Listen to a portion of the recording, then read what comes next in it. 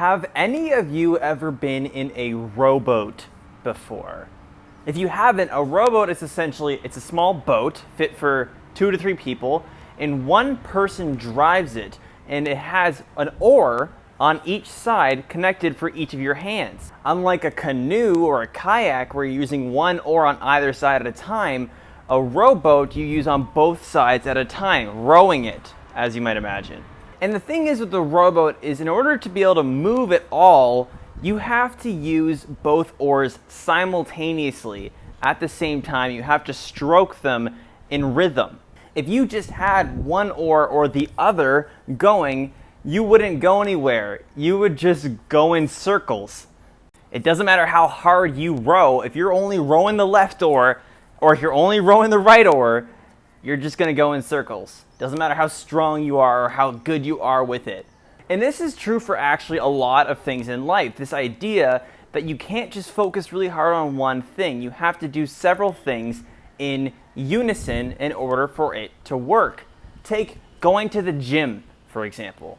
You can't just go to the gym and lift a ton of weights and expect to gain muscle. We talked about this in a previous message. You also have to focus on your diet. And you actually also have to focus on getting enough sleep.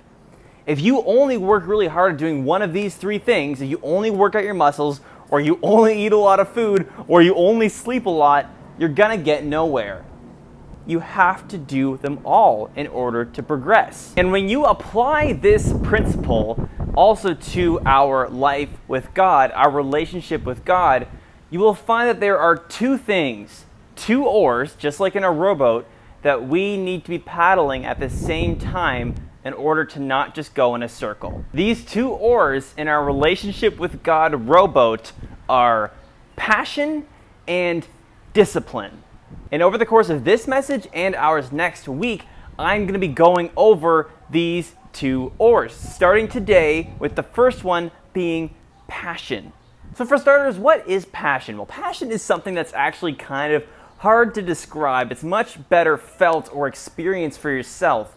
But in a nutshell, what passion is a really strong emotional feeling or desire for something. When you're passionate about something, it means you really get a lot of joy out of doing it and you feel a really strong desire to do it in the first place. When we operate within our passions, when we do things that we're passionate about, we find the most success and we also find the most fulfillment. However, there is a very large misconception when it comes to passion. You see, most people think that when it comes to passions, what you're passionate about, you're either born with a passion for something or you're not.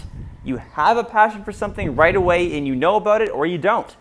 But this just simply isn't true. Yes, it's true that some people just won't be passionate about certain things and other people will, but that doesn't mean that we automatically know what all of our passions are. That doesn't mean that if we're not passionate about something right now, that we can't ever be passionate about it.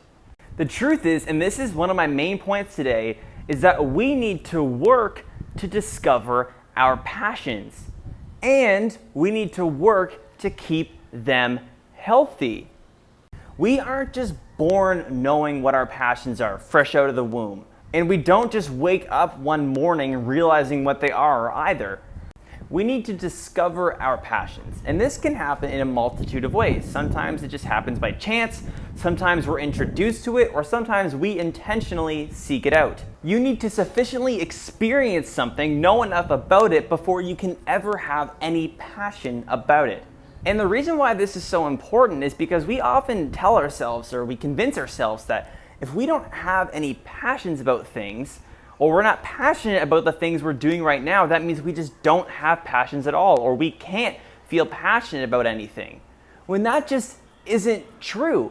Passions don't come automatically, and they also don't always come immediately. And then also, we need to work to keep these passions alive. Many people think that when they lose passion for something, that they think that's it. Nothing you can do. I'm just not passionate about it anymore.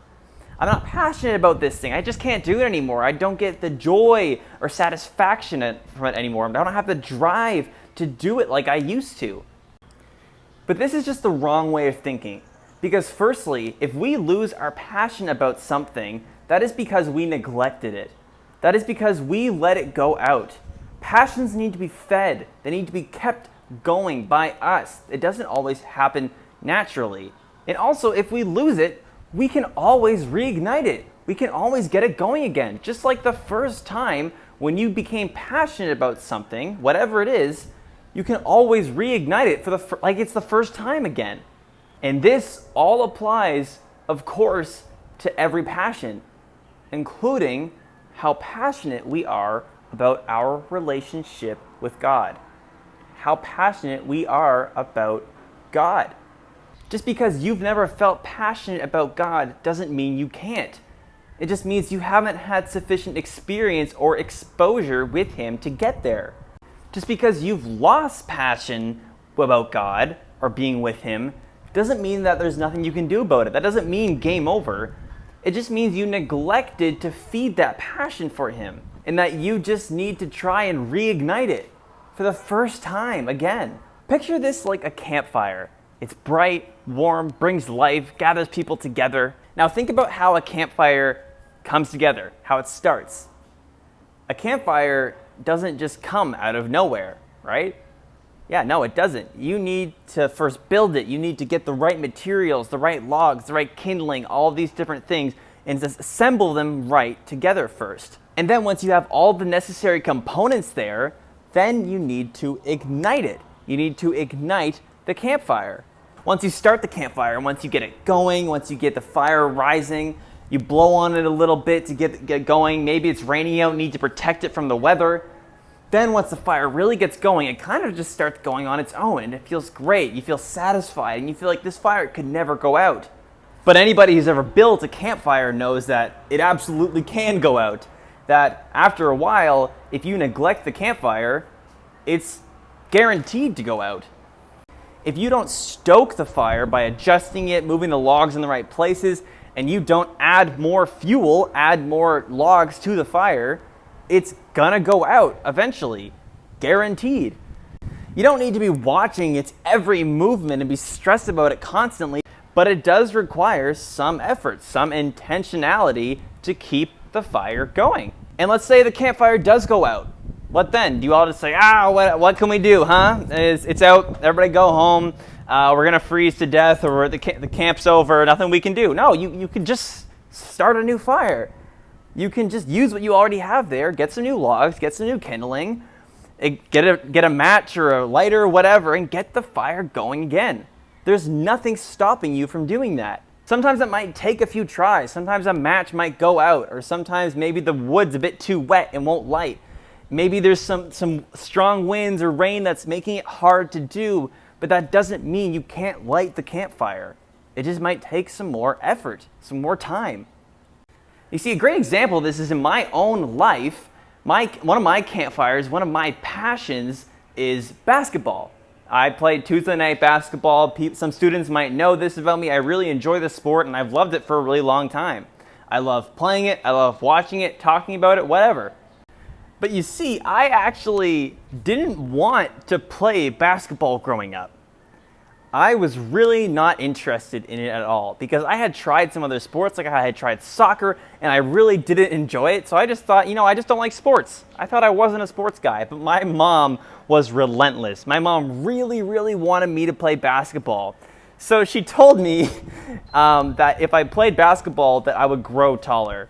Yes, this is a true story. My mother told me that if I played basketball, I would grow taller. And she tells me now that she technically didn't lie because I did grow while I played basketball because obviously I was a kid, but whatever.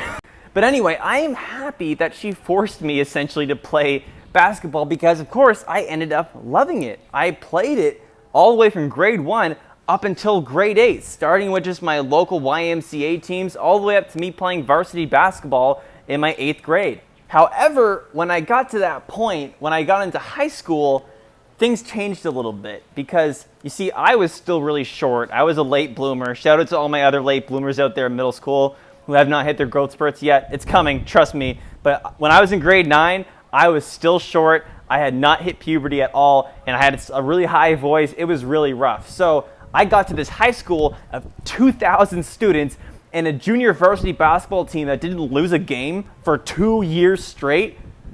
I was way too scared. I didn't even go try out. There was no way I was going to go play in that team, even if I wanted to. So I stopped. I stopped playing basketball, and my desire, my passion for it started to die out. It started to go away. If people asked me, what's your favorite sport, I would still tell them basketball, but in reality, it wasn't actually a significant part of my life at all. I wasn't thinking about it at all. I wasn't playing it at all. I wasn't doing anything with it. And things stayed that way pretty much throughout high school. It wasn't until I got to university where I started playing some pickup basketball with some friends there.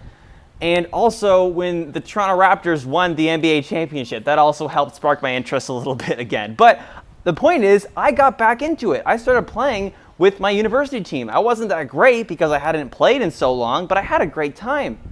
And now that I've come here to the Philippines and everybody here loves basketball, suddenly my interest is bigger than it's ever been. I'm going out to the court and playing by myself because I love it. I've been going, again out to Tuesday night basketball and having a great time. My campfire for basketball is blazing brighter now than it ever did before. Even though my passion for it seemed to die out, it came back. It's bigger than it ever was. I just had to have it reignited. And here's the thing. I am willing to bet that my story with basketball sounds really similar to a lot of your relationships with God. Does it sound familiar that your experience with God was something that your parents kind of urged you on to do, that maybe you started feeling passionate and energetic about Him, but maybe over time started to have that drop off a little bit? Maybe now you're in the place where you still tell people, I love God, but you're not actually feeling passionate about it. It's not actually a relevant thing right now in your life. And I want to tell you right now that this is really, really normal. It is really normal to feel like your campfire, your passion for God has started to dwindle and go out.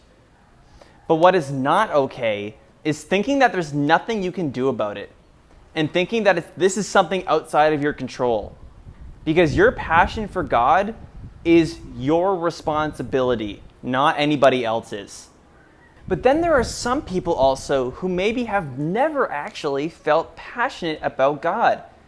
Maybe you're somebody who was playing basketball their whole life because their parents forced them to, but they never actually enjoyed it. And they just think basketball or God is just not for me, it seems. I just can't get passionate about Him. I've been to church a million times. I've heard the gospel a dozen times or whatever. And I still just don't feel this passion you're talking about Him. So you might think that I just don't have the materials for it. I'm just not the right person. It's just not for me. Maybe that's what you're thinking. But let me tell you, that is so far from true. And that's for a simple reason that you, along with everybody else, is designed to be passionate about God. This is our second point today. You have all of the materials and setup to be passionate about God. And it's as simple as because, again, this is what we were designed to do. God made us with the purpose of being in a relationship with Him, of being passionate about Him. You can't say that it's not for you. That inherently doesn't make any sense. There are no defects. There are no variances. It is not a person-to-person thing. It's for everybody. Think about it this way. You saying maybe that you just can't feel passionate about God is like a broom saying, I'm just not that good at sweeping. Or a drill saying, you know what, drilling is just not for me. Or like a calculator saying, you know what, multiplication, I see how some people can be into that, but it's just not for me. I've tried it, I just can't get into it. No, I'm not about that. Do you see how ridiculous that sounds? That's just not how it works.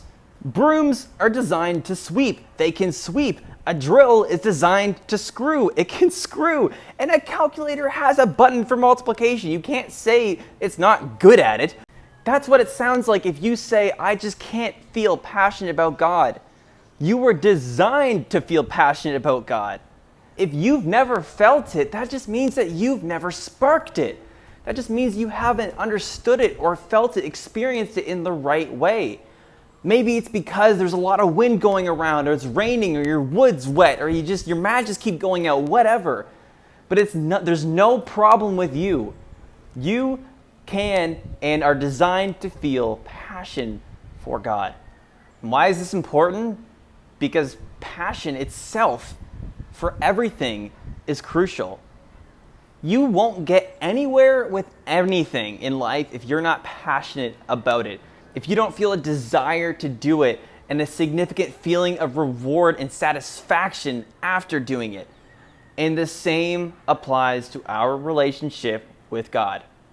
If you think you can move forward with your life with God without feeling that fire, without feeling that desire, without feeling that joy for Him, without feeling a desire to be with Him in the first place, then think again. Because without passion for something, that thing is just a burden. It's just a job. And when you don't have to do it, when nobody's forcing you to do a job, you're not gonna do it. So today, right now, I want you guys to just be honest with yourselves. How is your campfire looking right now? Is it dim? Has it started to waver a little bit? Has it not gotten fed? You haven't put some logs in it, or you haven't been stoking the fire lately? Maybe it's gone out completely. Maybe you just don't feel it at all, and you need to go and reignite it. Or maybe it was never lit in the first place. Maybe you've just never been able to get it going for whatever reason. With all of these things, you need to remember two things. One, it is 100% in your control and your responsibility to keep that fire going. It's nobody else's job, and they cannot do it for you. And two, you can always, and also you always have to, ask God for help with keeping that fire alight. You can absolutely pray for passion. You can absolutely pray for God to stir within you, to ignite or embolden your campfire for Him. So ask God to do just that today. Take ownership over your fire, over your passion for God, and ask Him, pray to Him to ignite your fire, to feed your fire, or to make it bigger than it ever was. Because we need that fire going. Because passion is one of the two oars, the two key things in moving forward with Him in our lives. Without it, we're either going in circles or not moving anywhere at all. Thank you guys so much for listening to Chapel this week. I'm excited for next week to talk about the other oar of discipline, and I hope you guys have a great weekend.